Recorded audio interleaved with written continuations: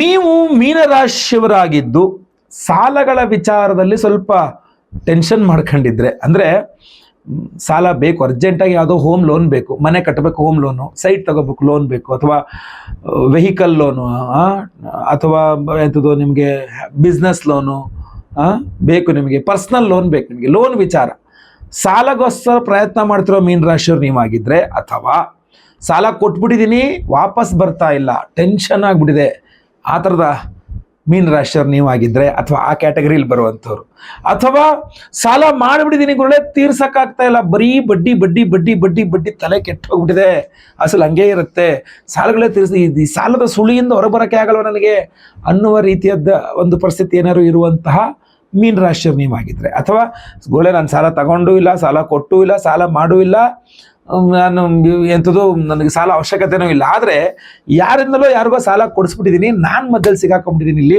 Tension ಆಗ್ತದೆ, ಏನು ಮಾಡಲಿ ಗುರುಳೆ ಅನ್ನುವ ಪರಿಸ್ಥಿತಿಯ ಕ್ಯಾಟಗರಿ ನೀವು ಆಗಿದ್ರು ಕೂಡ ಈ ವಿಡಿಯೋ, ಇದು ಯಾವುದೇ ಕ್ಯಾಟಗರಿ ಆದರೂ ನಿಮಗೆ ಈ ವಿಡಿಯೋ ಗೊತ್ತಲ್ವಾ.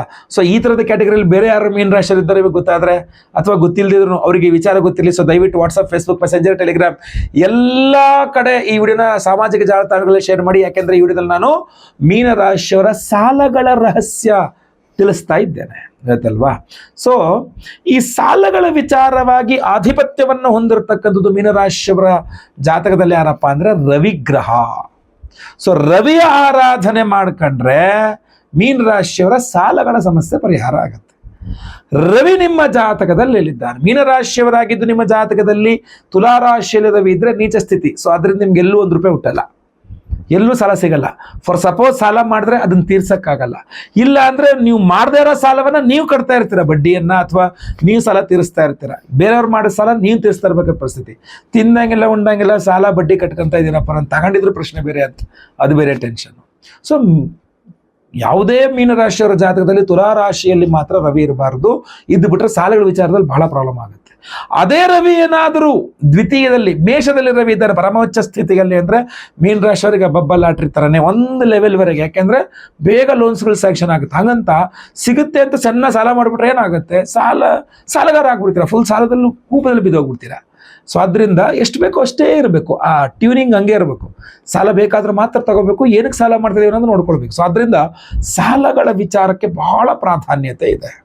ಸೊ ನಾನು ನಿಮಗೆ ಮೀನರಾಶಿಯವರಿಗೆ ಹೇಳ್ತಕ್ಕಂಥದ್ದು, ರವಿಯ ಆರಾಧನೆ ಮಾಡ್ಕೊಳ್ಳಿ, ಸಾಲಗಳ ವಿಚಾರವನ್ನು ಅಂಡರ್ ಕಂಟ್ರೋಲಿಗೆ ತಂದ್ಕೊಂಬಿಡಿ, ಅಂದರೆ ಒಂದು ರೀತಿಯಲ್ಲಿ ಇದಕ್ಕೆ ತಂದ್ಕೊಂಬಿಡಿ. ಒಂದು ನೆಕ್ಸ್ಟ್ ರವಿ ಆರಾಧನೆ ಅಂದರೆ ಏನು ಗುರುಗಳೇ, ಪ್ರತಿ ದಿವಸ ಆದಿತ್ಯ ಹೃದಯ ಸ್ತೋತ್ರ, ಎರಡನೇದಾಗಿ ಪಠನ, ಆದಿತ್ಯ ಸ್ತೋತ್ರ ಪಠನ, ರವಿಯ ಸ್ತೋತ್ರ ಪಠನ, ಇಲ್ಲ ಮನೆ ಹತ್ರದಲ್ಲಾರು ನವಗ್ರಹ ದೇವಸ್ಥಾನ ಇದ್ದರೆ ಮಧ್ಯದಲ್ಲಿ ನವಗ್ರಹ ಮಧ್ಯದಲ್ಲಿ ಸೂರ್ಯ, ಪ್ರಪಂಚಾಮೃತ ಅಭಿಷೇಕ, ಕೆಂಪು ಹೂಗಳಲ್ಲಿ ಅರ್ಚನೆ ಏನಾದರೂ ಅದನ್ನು ಮಾಡಿಸಿ. 9 ಭಾನುವಾರಗಳು ಕೆಂಪು ವಸ್ತ್ರದಲ್ಲಿ ಗೋಧಿಯನ್ನು ದಾನ ಮಾಡಿದ್ರೂ ಸಹ ನಿಮ್ಮ ಸಾಲಗಳ ವಿಚಾರದಲ್ಲಿ ತುಂಬ ನಿಮಗೆ ಅನುಕೂಲವಾಗುತ್ತೆ. ಇನ್ನೂ ಒಂದು ಇಂಪಾರ್ಟೆಂಟ್ ವಿಚಾರ ಇದೆ, ರವಿ ಒಬ್ಬರೇ ಅಲ್ಲ, ಈಗ ಗೋಚಾರ ರೀತ್ಯ ನೋಡಿದಾಗ ಮೀನರಾಶಿಯವರ ಸಾಲಗಳ ಮೇಲೆ ಪ್ರಭಾವ ಬೀರುವ ಮತ್ತೊಂದು ಇಂಪಾರ್ಟೆಂಟ್ ಗ್ರಹ ಯಾವುದು ಗೊತ್ತಾ, ಶನಿ. ಯಾಕೆಂದರೆ 7.5 ಜನ್ಮ ಶನಿಯಲ್ಲಿ ಕೂತ್ಕೊಂಡಿದ್ದೀರಾ ನೀವು. ಸೊ ಶನಿಯ ಪ್ರಭಾವವು ಸಹ ನಿಮ್ಮ ಸಾಲಗಳ ಮೇಲೆ ಇರುತ್ತೆ. ಆದ್ದರಿಂದ ನಿಮ್ಮ ಸಾಲ ಬಾಧೆಗಳ ಪರಿಹಾರ ಆಗಬೇಕು ಅಂತಂದರೆ ಭಾನುವಾರಗಳಲ್ಲಿ ಅಥವಾ ಪ್ರತಿದಿನ ರವಿ ಆರಾಧನೆ ಅಷ್ಟೇ ಅಲ್ಲ, ಶನೇಶ್ವರನ ಆರಾಧನೆಯನ್ನು ಮಾಡಬೇಕು.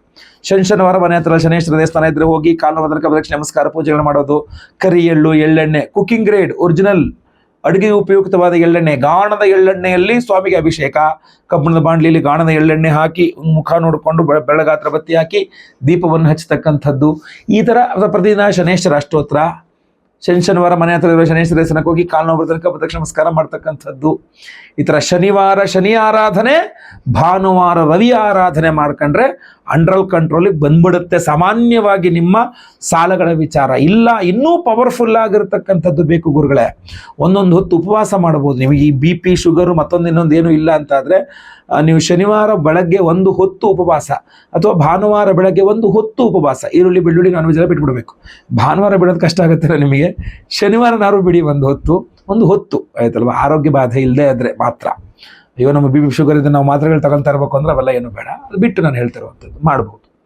ಇನ್ನೂ ಪವರ್ಫುಲ್ ಆಗಬೇಕು. ಈ ವಿಡಿಯೋ ಎಂಡಲ್ಲಿ ನಾನು ಒಂದು ವಿಶೇಷವಾದ ರಣಬಾಧ ನಿವಾರಕ ಲಕ್ಷ್ಮೀನಾರಾಯಣ ಸ್ತೋತ್ರವನ್ನು ಹೇಳ್ತೇನೆ. ಅದನ್ನು ನೀವು ಶ್ರವಣ ಪ್ರತಿ ದಿವಸ ಶ್ರವಣ ಕೇಳಿಸ್ಕೊಂಡ್ರು ಒಂದು 28 ಸಾರಿ 18 ಬಾರಿ 8 ಬಾರಿ 9 ಬಾರಿ ಆದರೂ ಪರವಾಗಿಲ್ಲ.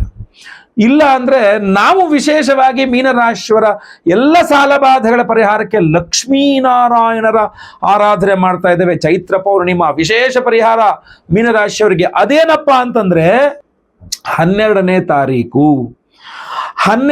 ತಾರೀಕು ನಮ್ಮ ಒಂದು ಚೈತ್ರ ಪೂರ್ಣಿಮಾ ಅಂತ ಹನುಮತ್ ಜಯಂತಿ. ಅವತ್ತು ಉತ್ತರ ಭಾರತದಲ್ಲಿ ಹನುಮತ್ ಜಯಂತಿ ಇರುವ ಚೈತ್ರ ಪೌರ್ಣಿಮೆಯ ಒಂದು ವಿಶೇಷ ದಿವಸ ನಮ್ಮ ಯಾಗಶಾಲೆಯಲ್ಲಿ ನಿಮ್ಮೆಲ್ಲರ ಕಷ್ಟಗಳ ಪರಿಹಾರಕ್ಕೆ ಪಂಚಮುಖಿ ಆಂಜನೇಯ ಸ್ವಾಮಿ ಹೋಮವನ್ನು ಮಾಡ್ತಾ ಇದ್ದೇವೆ. ಪಂಚಮುಖಿ ಆಂಜನೇಯ ಅಂತಂದರೆ ಅದರಲ್ಲಿ ವಿಶೇಷವಾಗಿ ನಿಮ್ಮ ಆರೋಗ್ಯ ಬಾಧೆ, ಶತ್ರು ಬಾಧೆ, ಆರ್ಥಿಕ ಬಾಧೆ, ಸರ್ಪದೋಷ ಎಲ್ಲ ನಿಮ್ಮ ಹಲವಾರು ಸಮಸ್ಯೆಗಳಿಗೆ ಒಂದೇ ಪರಿಹಾರ ಅನ್ನೋ ಥರ ಪಂಚಮುಖಿ ಆಂಜನೇಯನ ಆರಾಧನೆ ಮಾಡ್ತಾ ಇದ್ದೇವೆ. ಅಷ್ಟೇ ಅಲ್ಲ, ಅದರ ಜೊತೆಯಲ್ಲಿ ಲಕ್ಷ್ಮೀನಾರಾಯಣ ಹೃದಯ ಹೋಮವನ್ನು ಮಾಡ್ತಾ ಇದ್ದೇವೆ. ಲಕ್ಷ್ಮೀನಾರಾಯಣ ಹೃದಯ ಮಂತ್ರಗಳು ಅಂತ ಬರುತ್ತೆ. ಆ ಲಕ್ಷ್ಮೀನಾರಾಯಣ ಹೃದಯ ಮಂತ್ರಗಳಿಂದ ಕಮಲ ಪುಷ್ಪ, ತಾವರೆ ಹೂವು, ಕಮಲ ಪುಷ್ಪವನ್ನರಳಿಸಿ ಜೇನುತುಪ್ಪದಲ್ಲಿ ಅದ್ದಿ ಲಕ್ಷ್ಮೀನಾರಾಯಣ ಹೃದಯ ಮಂತ್ರಗಳಿಂದ ಹೋಮವನ್ನು ಮಾಡ್ತಾ ಇದ್ದೇವೆ. ನೋಡಿ, ಈ ವಿಶೇಷವಾದಂತಹ ವೈಜಯಂತಿ ಮಾಲೆ, ಈ ವಿಶೇಷವಾದ ವೈಜಯಂತಿ ಮಾಲೆಯನ್ನ ಆ ಹೋಮದಲ್ಲಿ ಈ ಎಲ್ಲ ಹೋಮಗಳನ್ನು ಎನರ್ಜೈಸ್ ಮಾಡಿ ನಿಮಗೆ ಕೊಡಿಸ್ಕೊಡ್ತಕ್ಕಂಥದ್ದಾಗಿರುತ್ತೆ.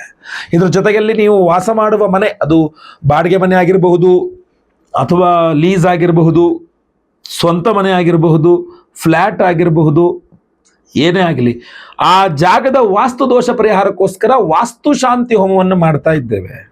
ಅದರ ಜೊತೆಗೆ ಸರ್ಪದೋಷಗಳಿಂದಲೂ ಸಹ ಸಾಲಬಾಧೆಗಳಲ್ಲಿ ಸಿಗಾಕೊಂಡ್ಬಿಡ್ತೀರ ನೀವು, ಸರ್ಪದೋಷಗಳು ಜಾಸ್ತಿ ಇದ್ರೆ. ಆದ್ರಿಂದ ಅದು ಯಾವುದೇ ರೀತಿಯ ಸರ್ಪದೋಷಗಳಾಗಿದ್ದಿರಲಿ, ಆಶ್ಲೇಷ ಬಲಿ ಪೂಜೆ ಸರ್ಪಶಾಂತಿ ಹೋಮವನ್ನು ಮಾಡ್ತಾ ಇದ್ದೇವೆ.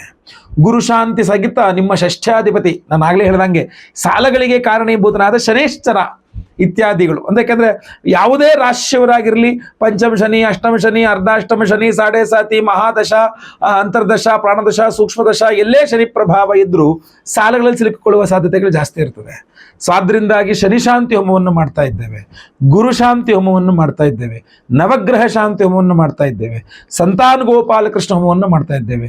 ಎಲ್ಲ ಹೋಮಗಳು ಸೇರಿ ಒಂದೇ ಸಂಕಲ್ಪ ಸೇವೆ, ಒಬ್ಬರಿಗೆ ಒಂದೇ ಸಂಕಲ್ಪ ಸೇವೆ. ಒಂದು ಸಂಕಲ್ಪ ಸೇವೆಗೆ ಈ ಒಂದು ವಿಶೇಷವಾದ ವೈಜಯಂತಿ ಮಾಲಾ, ವೈಜಯಂತಿ ವಿಮಾಂ ಮಾಲಾಂ ಅಂತ ಬರ್ತದೆ. ಲಕ್ಷ್ಮೀನಾರಾಯಣರಿಗೆ ಬಹಳ ವಿಶೇಷ ಆರ್ಥಿಕ ಬಾಧೆಗಳ ಪರಿಹಾರ ಮಾಡಲಿಕ್ಕೆ. ಸೊ ಲಕ್ಷ್ಮೀನಾರಾಯಣದ ಹೋಮ, ಪಂಚಮುಖಿ ಆಂಜನೇಯ ಸ್ವಾಮಿಯ ಹೋಮ, ವಾಸ್ತು ಹೋಮ, ಆಶ್ಲೇಷ ಬಲಿ ಪೂಜೆ, ಸರ್ಪಶಾಂತಿ ಹೋಮ, ಸಂತಾನ ಗೋಪಾಲಕೃಷ್ಣ ಹೋಮ, ಶನಿಶಾಂತಿ ಸಹಿತ ಗುರುಶಾಂತಿ ಸಹಿತ ಮಹಾನವಗ್ರಹ ಶಾಂತಿ ಹೋಮಗಳಲ್ಲಿ ಈ ವಿಶೇಷವಾದ ವೈಜಯಂತಿ ಮಾಲೆಗೆ ಎನರ್ಜೈಸ್ ಮಾಡಿ ನಾವು ನಿಮಗೆ ಕಳಿಸ್ಕೊಡ್ತೇವೆ ಸ್ಪೀಡ್ ಪೋಸ್ಟ್ ಮೂಲಕ. ಲೈವಲ್ಲಿ ನಿಮ್ಮ ಹೆಸರು ಸಂಕಲ್ಪ ಆಗುತ್ತೆ, ಎಲ್ಲ ಹೋಮ ಲೈವ್ ನೋಡ್ತೀರಾ, ಪ್ರಸಾದ ಸ್ಪೀಡ್ ಪೋಸ್ಟಲ್ಲಿ ನಿಮಗೆ ಕಳಿಸ್ಕೊಡಲಾಗುತ್ತೆ. ಸ್ಕ್ರೀನ್ ಮೇಲೆ ಕಾಣುವಂಥ ನಂಬರ್ಗೆ ನಿಮ್ಮ ಹೆಸರು, ಗೋತ್ರ ಗೊತ್ತಿದ್ರೆ ಗೋತ್ರ, ನಕ್ಷತ್ರ ಗೊತ್ತಿದ್ರೆ ನಕ್ಷತ್ರ, ನಿಮ್ಮ ರಾಶಿ ಹಾಗೂ ನಿಮ್ಮ ವಿಳಾಸವನ್ನು ವಾಟ್ಸಪ್ ಮಾಡಿದ್ರೆ ಆಯಿತು. ಬಹಳ ವಿಶೇಷವಾದಂತಹ ಈ ಕರ್ಮಾಂಗದಲ್ಲಿ ಶೀಘ್ರಾತಿ ಶೀಘ್ರ ಬೇಗ ನಿಮ್ಮ ಹೆಸರನ್ನ ಸಂಕಲ್ಪ ಸೇವೆಗೆ ಕೊಡಿ. ಎಲ್ಲರಿಗೂ ಸಹ ಒಳ್ಳೆಯದಾಗಲಿ. ಈಗ ನಾನು ಆ ವಿಶೇಷವಾದ ರಣಬಾಧ ನಿವಾರಕ ಲಕ್ಷ್ಮೀನಾರಾಯಣ ಅಷ್ಟಕ ಸ್ತೋತ್ರವನ್ನು ಹೇಳ್ತೇನೆ. ಪ್ರತಿದಿನ ಅದನ್ನು ಶ್ರವಣ ಮಾಡ್ತಾ ಇರಿ. ಖಂಡಿತವಾಗಿ ಸಾಲಬಾಧೆಗಳೆಲ್ಲ ಪರಿಹಾರವಾಗಲಿ, ಒಳ್ಳೆಯದಾಗಲಿ. ಮುಂದಿನ ದಿನದಲ್ಲಿ ಮತ್ತೆ ಪುನಃ ಸಿಗ್ತೇನೆ. ಎಲ್ಲರಿಗೂ ಸಹ ಒಳ್ಳೆಯದಾಗಲಿ. ಲೋಕ ಸಮಸ್ತ ಸುಖಿನೋ ಭವಂತು. ನಾರಾಯಣ ನಾರಾಯಣ ನಾರಾಯಣ. ಓಂ ಲಕ್ಷ್ಮೀನಾರಾಯಣಾಭ್ಯಾಂ ನಮಃ.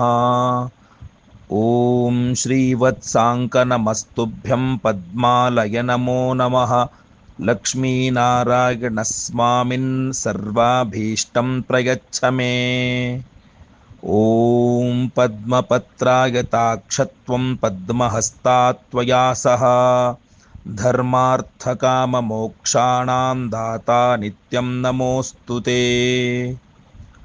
ಓಂ ಕೌಸ್ತುಭಾಲಂಕೃತವಕ್ಷಃ ಶಂಖಚಕ್ರಗದಾಧರ ವಿಷ್ಣೋ ಪ್ರಪನ್ನಂ ಪಾಲಯ ಮಾಂ ಭಕ್ತ್ಯಾ ನತಂ ಸದಾ. ಓಂ ಕೌಸ್ತುಭಾಲಂಕೃತವಕ್ಷಃ ಶಂಖಚಕ್ರಗದಾಧರ ವಿಷ್ಣೋ ಪ್ರಪನ್ನಂ ಪಾಲಯ ಮಾಂ ಭಕ್ತ್ಯಾ ನತಂ ಸದಾ. ಓಂ ಹಿರಣ್ಯಗರ್ಭಸಂಭೂತ ತ್ವಂ ದೇವ ಕಮಲಾಲಯೇ. ಯುಕ್ತೌ ಯುವಾಂ ಜಗನ್ನಾಥೌ ನಮಾಮಿ ಹೃದಯೇ ಸದಾ. ಓಂ ಸರ್ವಸಂಪತ್ಕರೀ ದೇವಿ ಸರ್ವಪಾಪಹರೋ ಹರೀಃ ಯುಗ್ಮೇನ ತೇನ ಮಸ್ತುಭ್ಯಂ ಶರಣಂ ಮೇ ಭವಾಚ್ಯುತ. ಓಂ ವೈಕುಂಠವಾಸಿನ ಓಂ ವೈಕುಂಠವಾಸಿನಾಥ ತ್ವಂ ವೈಭವಪ್ರದಾಶ್ರಿಯ ಅನಾಥನಾಥ ಸರ್ವೇಶ ಮಾಂ ರಕ್ಷ ಸತತಂ ಪ್ರಭೋ. ಸತ್ಯಂ ಜ್ಞಾನಮನಂತಂ ತ್ವಂ ಶುದ್ಧಂ ಬ್ರಹ್ಮಸ್ವರೂಪಕಂ ಲಕ್ಷ್ಮೀಪತೆ ಕರುಣಾಸಿಂಧೋ ದೀನಬಂಧೋ ನಮೋಸ್ತುತೆ. ಓಂ ಇದಂ ಅಷ್ಟಕಂ ಪುಣ್ಯಂ ಯುಕ್ತಃ ಪಠೇತ್ ಭಕ್ತಿಸಂಯುತಃ ತಸ್ಯ ಶ್ರೀರ್ಭವತಿ ಕ್ಷಿಪ್ರಂ ಲಕ್ಷ್ಮೀನಾರಾಯಣ ಪ್ರಿಯಃ.